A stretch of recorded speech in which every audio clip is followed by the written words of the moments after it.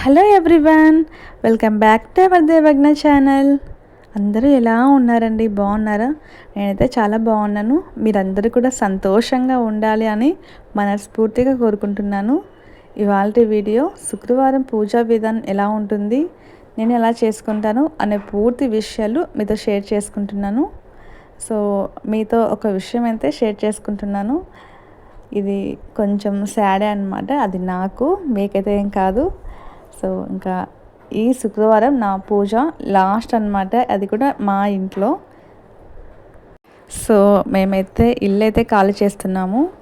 Last Friday నా పూజా విధానం ఎలా ఉంటుంది ఏంటి అనే విషయాలు నేనైతే షేర్ చేసుకుంటున్నాను. సో ముందుగా అయితే ఇల్లంతా కూడా క్లీన్ చేసేసుకున్నాను. అలానే పూజా సామాగ్రి అంతా కూడా శుభ్రం చేసుకున్నాను. చక్కగా అమ్మవారిని ఇలా పసుపుతోటి అంతా కూడా అలంకరించుకొని, అలానే చిత్రపటాలని చక్కగా గంధము కుంకుమతోటి చక్కగా అలంకరించుకున్నాను. సో పూజ గది అంతా కూడా చక్కగా శుభ్రం చేసుకున్నాను. సో ఇదే నా లాస్ట్ వీడియో కాబట్టి అమ్మవారికి కూడా చక్కగా అభిషేకం కూడా ఇవాళ చేసుకుంటున్నాను. ఇంకా ఎర్లీ మార్నింగ్ 4 o'clock అయితే లేచేశాను. ముందుగా మన ఇంటి గుమ్మాన్ని చక్కగా పసుపు కుంకుమతోటి అలంకరించుకోవాలి. ద్వారలక్ష్మిని ఎంత అందంగా పసుపు కుంకుమతోటి అలంకరించుకుంటే ఆ లక్ష్మీదేవి అనుగ్రహం ఎల్లప్పుడూ ఉంటుంది. సో ఇవాళ అయితే చాలా విశేషంగా అమ్మవారికి అభిషేకం చక్కగా పాలతోటి, అలానే తేనె, ఇంకా చెప్పాలి అంటే పెరుగు, ఇలా పంచామృతాలతోటి అమ్మవారికి అలానే బాలగణేశుడికి అయితే అభిషేకం చేస్తున్నాను. ముందుగా అయితే ఇలా ఇంటి ముందర చక్కగా ముగ్గు అయితే వేసుకుంటున్నాను. ఇంటి ముందు ముగ్గు వేసేటప్పుడు ఇలా నేనైతే పసుపును రాసుకొని చక్కగా ఇందులోనే ముగ్గు అయితే వేసుకున్నాను. ఇదిగోండి, అభిషేకానికి చక్కగా రెడీ చేసేసాను.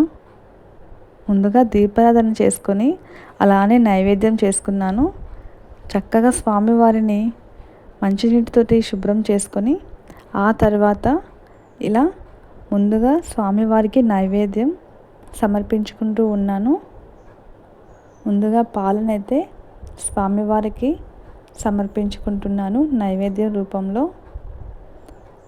సో ఎంత ఆనందంగా ఉందంటే ఈ శుక్రవారం రోజున ఇలా అభిషేకం చేస్తూ ఇలా నైవేద్యం రూపంలో స్వామివారికి సమర్పిస్తూ ఉంటే నిజంగా మాటల్లో చెప్పలేను. అంత ఆనందంగా ప్రశాంతంగా ఉందన్నమాట. అది కూడా బ్రహ్మ ముహూర్తంలో పూజ అంటే మీ అందరికీ తెలిసిందే ఎంత ప్రశాంతంగా ఉంటుందో. పూజని ఆచరించడం మనందరికీ చాలా ఇష్టం. కాకపోతే అందరికీ కుదరకపోవచ్చు. వాళ్ళ వర్క్, అలానే చెప్పాలి అంటే ఆరోగ్యం బాగలేని వాళ్ళు, వీళ్ళంతా కూడా పూజ చేయలేము అని బాధపడాల్సిన అవసరం అస్సలు లేదు. మనసులో తలుచుకుని చక్కగా 5 minutes అయినా సరే ధ్యానిస్తే చాలు. అలానే చెప్పాలి అంటే మీకు కొద్దిగా టైం ఉంటే ఇలా ఎవరైనా సరే పూజ చేస్తూ ఉన్నా సరే, చూస్తూ అమ్మవారిని తలుచుకుంటూ ఉన్నా సరే మీకు ఆ ఫలితం ఖచ్చితంగా దక్కుతుంది. పూజ చేసే వాళ్ళే కాదు, చూసిన వాళ్ళకి కూడా ఫలితం అనేది దక్కుతుంది. ఎంతో ప్రశాంతంగా ఉంటుందన్నమాట. మనకున్న ఈ లైఫ్ స్టైల్లో జాబ్ మనకు చాలా ఇంపార్టెంట్. అలానే చెప్పాలి అంటే మాకు జాబ్ అనేది ట్రాన్స్ఫర్ అయ్యింది. అందువలన ఇల్లు ఖాళీ చేస్తున్నాము. ఈ ఇంట్లో నా పూజా వీడియో ఇదే లాస్ట్ అని చెప్పచ్చు.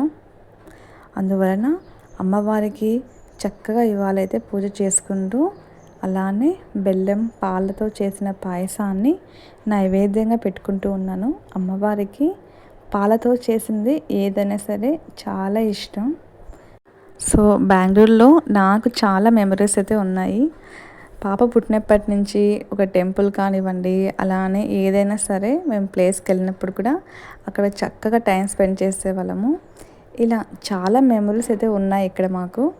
బట్ ఇవన్నీ కూడా వదిలేసి వెళ్ళాల్సి వస్తుంది.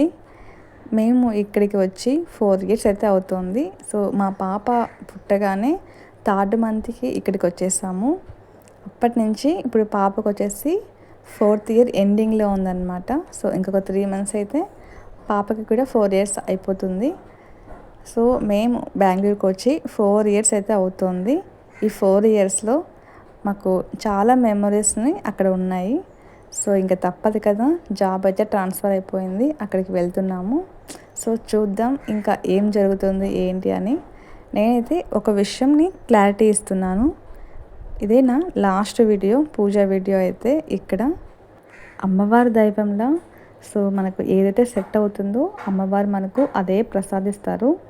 సో నేనైతే అది గట్టిగా నమ్ముతూ ఉంటాను. మనకు ఎక్కడైతే సెట్ అవుతుందో అక్కడే ఉంటాము. మనది కానిది మనది అయినది అంటూ ఎక్కడికి వెళ్ళదన్నమాట. సో ఇంకా తప్పదు కదా, వెళ్ళాలి. చక్కగా అమ్మవారికి అయితే ఇలా అభిషేకం చేసుకున్నాను. పూజ గదిని ఇలా శుభ్రంగా చేసుకున్న తర్వాత అగరబత్తీలు కానీ లేదు అంటే ధూపాన్ని కానీ సమర్పించుకోవాలి. ఒక్కసారి అలా సువాసన వెదజల్లుతూ ఉంటే పూజ గది అంతా కూడా చక్కగా ఉంటుంది. సో ఆ తర్వాత నైవేద్యం చేసుకోవడానికి సిద్ధం చేసుకున్నాను. ముందుగా అయితే చక్కగా ఒక బౌల్ తీసుకొని అందులో పసుపుని కుంకుమని అలంకరించుకొని చక్కగా పాలతోటి అలానే కొద్దిగా రైస్ని వేసేసి అలానే బెల్లంని కూడా వేసేసి ఇలా చక్కగా అయితే నైవేద్యం చేసుకున్నాను. గడప పూజకి అన్నీ సిద్ధం చేసుకున్నాను. ఇవాళ గడప పూజ చేసుకుంటూ ఉన్నాను. మన ఇంటి గుమ్మాన్ని లక్ష్మీదేవి స్వరూపంగా చూస్తాం కదా, అలాంటప్పుడు వారానికి ఒక్కసారైనా సరే ఇలా చక్కగా అలంకరించుకొని ఇలా చక్కగా దీపారాధన చేసుకొని నైవేద్యం సమర్పించుకుంటూ ఇలా పుష్పాలను పెట్టుకుంటే ఆ ఇంటి కళ చాలా అందంగా ఉంటుంది. మన ఇంటి గుమ్మాన్ని చాలా చక్కగా ఇలా ముగ్గు వేసుకొని అందులో ఇలా పసుపు కుంకుమ ఇలా చిన్న దీపం వెలిగించుకుంటే చూడటానికి ఎంత అందంగా అనిపిస్తూ ఉంటుందో. అలానే తాంబూలాన్ని కూడా సమర్పించుకోవాలి. చిన్న పండు అయినా సరే లేదు అంటే ఒక చిన్న బెల్లం ముక్క అయినా సరే నైవేద్యంగా సమర్పించుకుంటే చాలా మంచిది. ఆ నైవేద్యాన్ని చక్కగా చీమలు ఇవి పడుతూ ఉంటే ఇంకా మంచిది. ఏదైనా మనం పూజ చేసినా లేదు అంటే నైవేద్యాన్ని జీవరాశులు తిన్నా చాలా మంచిదన్నమాట. ఇంకా చెప్పాలి అంటే శుక్రవారం రోజున మీకు దగ్గరగా ఎక్కడైనా ఆవు కనిపించినా సరే అక్కడికి వెళ్ళి చక్కగా పసుపు కుంకుమ అలంకరించుకొని చక్కగా అయితే గోమాతని నమస్కరించుకొని ఏదైనా మీ దగ్గర పండ్లు ఉంటే సమర్పించుకోవచ్చు. ఈ శుక్రవారం రోజే కాదు, ప్రతి శుక్రవారం ఇలా చేసుకున్నా లేదు అంటే మీ ఇంట్లో ఉన్నా సరే ప్రతిరోజు చేసుకున్న గోమాతకి పూజ చాలా మంచిదండి. సో ఇంకా ఇవాళైతే పూజ అంతా కూడా చక్కగా చేసుకున్నాను. ఎంతో ప్రశాంతంగా అనిపించింది. చామంతి పువ్వులతోటి అలానే రోజా పువ్వులు అమ్మవారికి వచ్చేసి ఇవాళ చక్కగా ఎంతో సువాసన వెదజల్లే మల్లె పువ్వులతోటి ఎంతో అందంగా అలంకరించుకున్నాను. సో నైవేద్యంగా అయితే చెప్పాను కదా పాల పాయసం చేశాను. అలానే అమ్మవారి దగ్గర తాంబూలం కూడా సమర్పించుకున్నాను. సో ఇల్లంతా కూడా ధూపం వేసుకొని ఇలా అగరబత్తులు వెలిగించుకొని అమ్మవారికి చక్కగా ధూపం దీపం నైవేద్యం ఇవి 3 కూడా సమర్పించుకుంటే చాలు, ఎంతో అమ్మవారు ఆనందంగా ఉంటారు. ఇంకా ముందుగా మన బాల గణేశుడికి పూజ చేసుకుంటూ ఉన్నాను. మనకు ఏం వచ్చినా రాకపోయినా కనీసం గణేశాయ నమః ఓం గణేశాయ నమః అని అనుకుంటూ చక్కగా స్వామివారి ముందు అక్షింతలను అయితే వేసుకుంటూ ఉన్నాను. అక్షింతలు ఎప్పుడు కూడా ఇలా పైనుంచి వేయకూడదు, మన చేతి నుంచి ఇలా పాదాల దగ్గర పడేలా చూసుకోవాలి, తల మీద పడేలా వేయకూడదు. ఈ పాయింట్ మీరు గ్రహించాలి. ఇక్కడ అమ్మవారి పాదాల దగ్గర సమర్పించుకోవాలి. అక్షింతలైనా లేదు అంటే పువ్వులైనా సరే పాదాల దగ్గర పడేలా చూసుకోవాలి, తల మీద పడేలా చేయకూడదు. మనకు ఏదైనా ఒక వర్క్ అనేది కంప్లీట్ కాలేదు అని అనుకున్న వారికి ఒక చిన్న ఇన్ఫర్మేషన్ అండి. ఇది మీరు యూస్ చేసుకోవచ్చు, లేదు అంటే లేదు. సో ఎప్పుడైనా సరే ఇలా చక్కగా అక్షింతలతోటి అమ్మవారి పాదాల దగ్గర అక్షింతలు సమర్పించుకొని హారతి ఇచ్చుకొని చక్కగా నమస్కరించుకొని వెళ్ళండి. మీకు ఆ పని చక్కగా సక్సెస్ అవుతుంది. పూజ అంతా అయిపోయిన తర్వాత అమ్మవారికి అలానే స్వామివారికి హారతి ఇచ్చేసి ఇంట్లో ప్రతి గడపకి ఇలా హారతి ఇచ్చుకోవాలి. ఎర్లీ మార్నింగ్ మనం పూజ చేసే టైంకి ఇలా సూర్యోదయం అవుతూ ఉంటుంది కదా, ఆ టైంలో ఇంకా సూర్యుడు రాకముందే వ్యూ అంతా కూడా ఎంత అందంగా ఉందో చూడండి. అసలు సూర్యభగవాన్ స్వామి ఇంకా రాకముందే క్లైమేట్ అంతా కూడా ఎంతో అందంగా, అసలు ఆ కిరణాలు పడుతూ ఉంటే ఎంతో తేజస్సుగా అనిపిస్తూ ఉంది.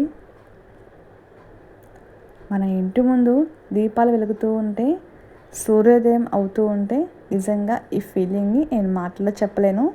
సాక్షాత్తు సూర్యభగవాన్ స్వామి వారికి మన ఇంటి ముందు దీపాలు వెలుగుతూ స్వామివారిని ఆహ్వానిస్తూ ఉందన్నమాట.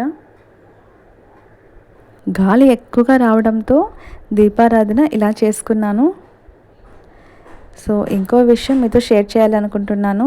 మన ఇంట్లో పాజిటివ్ ఎనర్జీ ఉండాలి, అలానే ఎప్పుడు కూడా చికాకులు ఉన్నాయి అని అనుకున్న వారికి సో ఇలా చక్కగా ఒక గాజు పాత్రలో పసుపు నీటిని తీసుకొని అందులో ఇలా పువ్వుల్ని అలంకరించుకొని చక్కగా ఒక లెమన్ అయితే ఇలా వేసుకోవచ్చు. మన ఇంట్లో నెగిటివ్ ఎనర్జీ అంతా పోతుంది, అలానే ఏదైనా దిష్టి ఉన్నా కూడా చక్కగా పోతుంది. వీడియో నచ్చితే లైక్ చేయండి, అలానే కామెంట్ చేయండి ఎలా అనిపించింది అనేసి.